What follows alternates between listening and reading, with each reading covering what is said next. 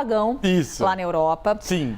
Ainda estamos aguardando manifestações por parte das autoridades de Portugal, da Espanha, a respeito da queda no fornecimento de energia elétrica, que provocou um caos ontem, principalmente nesses dois países. Também tivemos falhas em países como França, Alemanha, mas nada comparado ao cenário que a gente observou lá em Portugal e lá na Espanha. Ainda sem uma informação precisa com relação às causas desse apagão. O que temos, de fato, são as consequências da falta de energia elétrica por lá.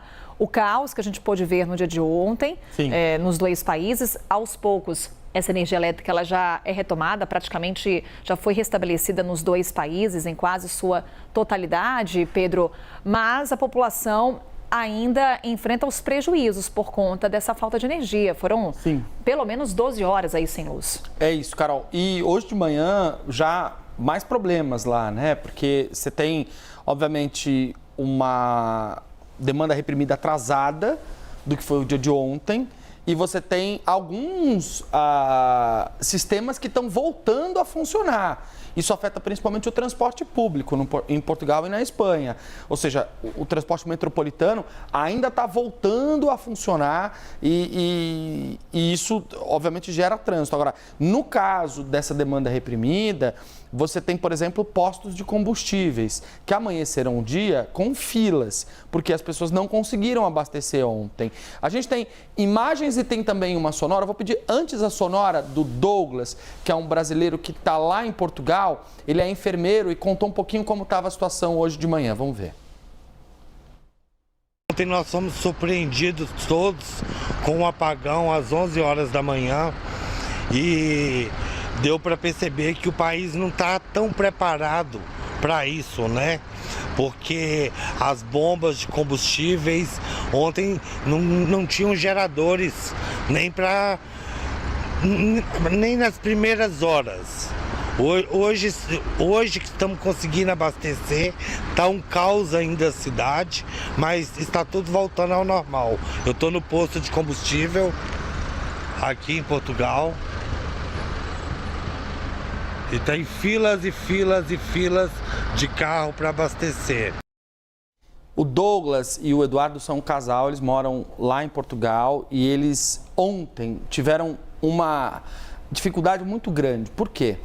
Não tinham como comer, os supermercados estavam ou fechados ou com muitas filas e tiveram que preparar comida, estocar um pouco de água que conseguiram ali, mas não tinham como usar o fogão. Então, essa foi a alternativa deles. O fogão lá é por indução. Sim. Sem energia elétrica, o fogão por indução não funciona. Como é que eles cozinharam o frango? Com algodão e álcool. Foi a forma, olha aí, que eles encontraram de conseguir sobreviver a essa crise. O que também mostra, Carol, e eu acho que isso ficou claro na fala do Douglas, uma falta de preparo para uma situação como essa, de emergência, até com uma conscientização da população mesmo. Aqui em São Paulo a gente estava brincando mais cedo, mas é verdade, as pessoas estão muito mais acostumadas com a queda de energia. Então já tem em casa uma lanterna, já tem em casa velas, já sabem que isso pode acontecer. Lá na Europa é muito menos frequente esse tipo de situação e muito mais quando ela é longa. No caso de lá, não foi a falta de energia nas casas em alguns bairros, foi uma falta de energia completa, diferente do que a gente tem aqui. Outra história que a gente traz é do Rodrigo Serafim, que é motorista de aplicativo em Conselho, que é uma cidade que fica a 20 quilômetros de Lisboa, e ele mostrou como foi o dia de apagão na cidade, inclusive com tudo fechado. Vamos ver. A padaria, tudo no escuro. Mas também ia funcionar só enquanto houvesse os pães que já tivessem feitos, né? A cidade é essa, todo mundo saindo, os trabalhos, as crianças da escola, pois nada tá aberto, banco, posto de combustível, nada funciona. Pois é, Carol, essa é a realidade que os brasileiros viveram ontem, aqueles que moram na Espanha e em Portugal, obviamente os portugueses e os espanhóis também, e ela chama atenção para duas coisas importantes para a gente concluir. A primeira é, falta uma estratégia de preparo e de prevenção para esse tipo de situação. A gente viu ontem que os países não conseguiram reagir bem, com rapidez e com informações transparentes, claras e com serviço a essas pessoas. Tanto que o caos nos aeroportos foi reflexo disso. E a segunda coisa que é muito importante, nós não temos ainda a causa do apagão.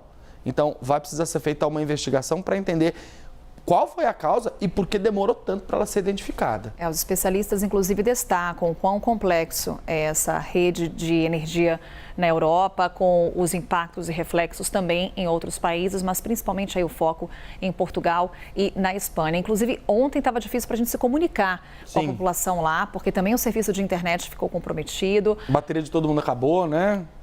Aquele caos, mas hoje já temos aí o restabelecimento da energia elétrica por lá, mas ainda enfrenta dessas consequências do que foi a segunda-feira caótica nos dois países.